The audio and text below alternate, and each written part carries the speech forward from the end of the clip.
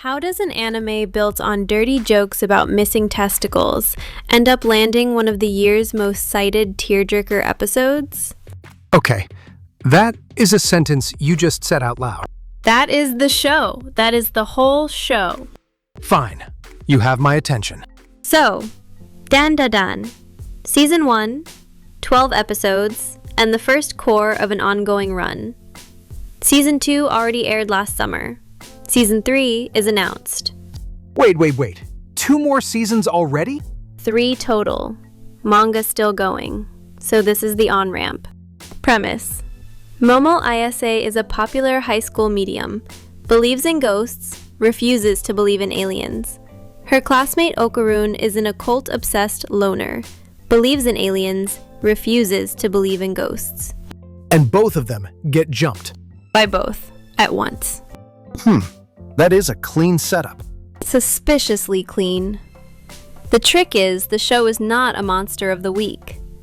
The monsters are just the bandwidth these two have to figure each other out. But the loud read on this is shonen with a paranormal coat of paint. Is that wrong? Loud read is not wrong. It is incomplete.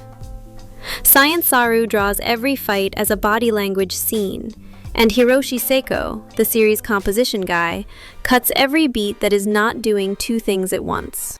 That does sound like your kind of thing. It is my kind of thing. It also has some of the funniest set pieces of the year. We should probably get to those. Episode 1. Let me set it. Momo just got dumped. She is mad at the world, and she defends the weird kid in her class from a couple of bullies. On instinct, not on principle. That distinction is the entire Momo character. Red. Right. The kid is Okarun, a cult freak. So socially deranged, he reads her kindness as, "We must love UFOs together." She does not.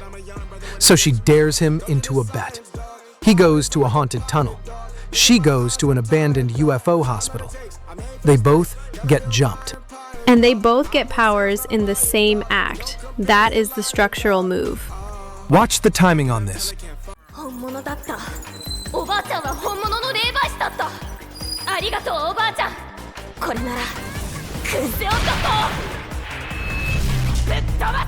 That is not an awakening that earns itself with a montage. That is an awakening that earns itself by routing through her grandmother Seiko, who taught her the ritual she just used. Belief in this show is downstream of trust. Yeah. Meanwhile, Okarun is at the tunnel cooking. Actually cooking. Getting cursed by Turbo Granny, who has lived in that tunnel for like decades, and decides today is the day she takes a piece of him. A specific piece. This is the missing testicles MacGuffin. Yes. Yes, it is. This show makes you say things in front of microphones. Episode 2 is the better setup. 2 kids who just discovered they have powers, no friendship to back it, so they invent the friendship under fire. Listen to who is not speaking when the partner rule lands.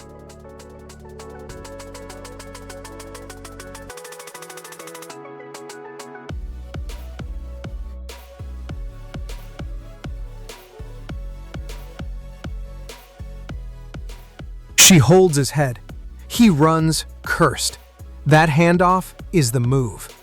Every fight in the rest of the season is a variant of it. It is also a love scene. Every fight in this show is also a love scene. They cannot win without touching each other's nervous systems, basically. And the show never lets them forget that. Bro, I am gonna have to think about that one. Episode 3 pivots.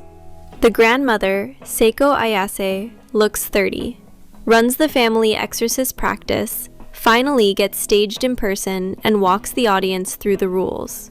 Turbo Granny is fused with a so-called location-bound spirit inside her tunnel, cannot be beaten on her own turf.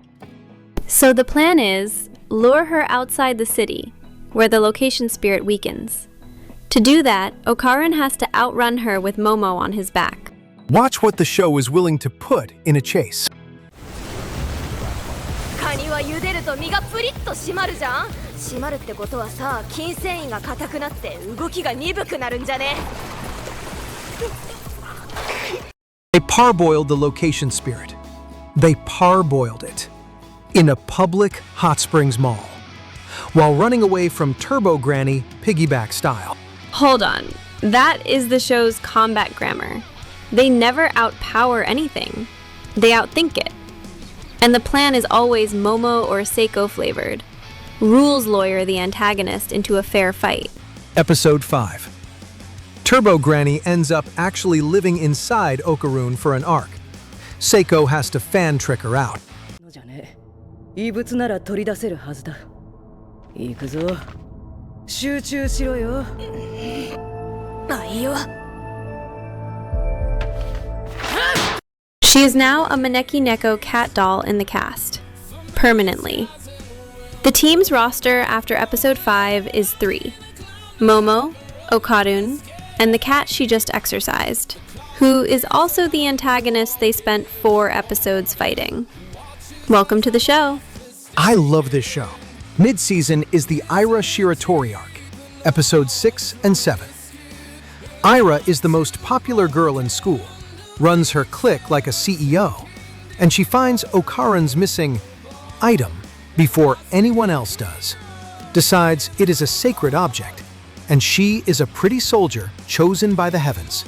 So she picks a fight with Momo for being a demon, using a child novelty lighter she insists is a sacred cross. It is genuinely hard to sell how funny that setup is. The trick is, the show does not laugh at her.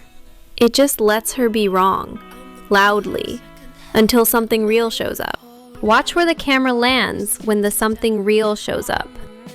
何よこれ、髪が燃える。体の中も燃えるわ。何をしやがったのよ、クソ猫。あの女が持ってたロザリオな。ありゃライターだ。モモはそのライター。Three-character fight.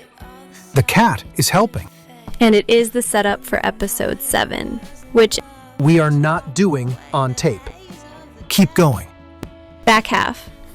The Serpoian aliens come back. Same aliens from episode 1. They have gained 3 new members, escalated to underwater fights, and developed a corporate gig economy joke that the show takes weirdly seriously. Wait, the antagonists are literally gig workers? Their boss docks their pay 60% mid-fight. He says it on the mic. And in episode 9, the show makes Momo and Okarun argue mid-fight while saving the new 3rd lead from drowning. The apology happens underwater. That is the season's only real partner friction arc, and the show stages it in the middle of an active rescue. Of course it does. And then in episode 10, the show stops, and one of those gig workers is at the dinner table. は牛の血だが、まさかカッパの血が牛乳だったとはよ。マツコ、じゃあ牛乳たくさん持っていきなよ。ドーバーデーモンの血は牛乳。でも少し薄いです。人間が飲みやすいように。That is the move I keep flagging. The show converts an antagonist into a sympathetic father with one dinner table scene. It only works because Seiko handles it like a normal Tuesday.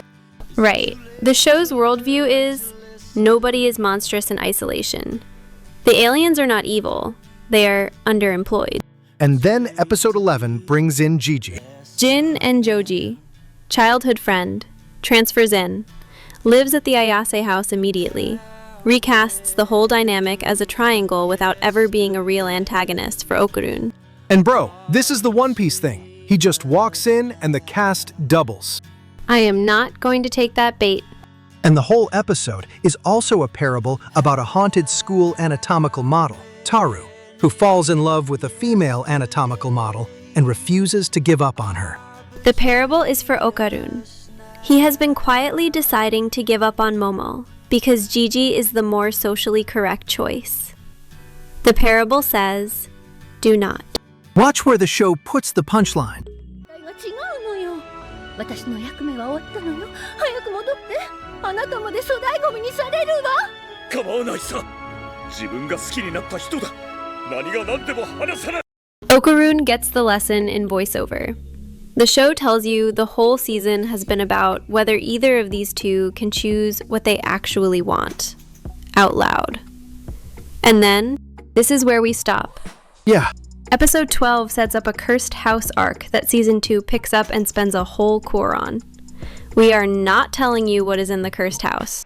or in Episode 7. Or in Episode 7. What we will tell you about Episode 7. It is the episode where the show announces it can do more than absurdist comedy. The most praised episode of the core on r/anime threads by a wide margin. Stakes are intimate. Someone losing someone before they finished saying what they meant to say. Hold on, let me put it like this. The show earns the back half by spending the front half on dirty jokes about missing genitals. And then the moment the trust is earned, it spends the trust on something the premise should not be able to attempt. This is the part of Evangelion you said you did not get. Come on. Just saying. Craft is the show's main argument here.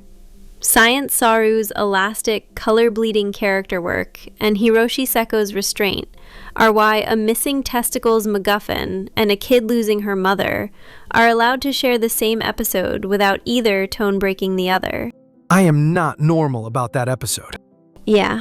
Back to the opening question.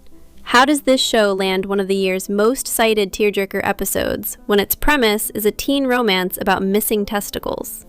Because it is a love story disguised as a monster of the week, and every monster the show fights is actually about the way two people are figuring each other out.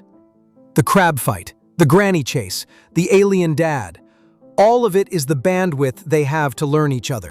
Yeah, I would frame it differently. The tearjerker works because the comedy worked first. You can only grieve in front of someone you trust. The show spends 10 episodes earning the trust, and 1 episode spending it. That is the whole architecture.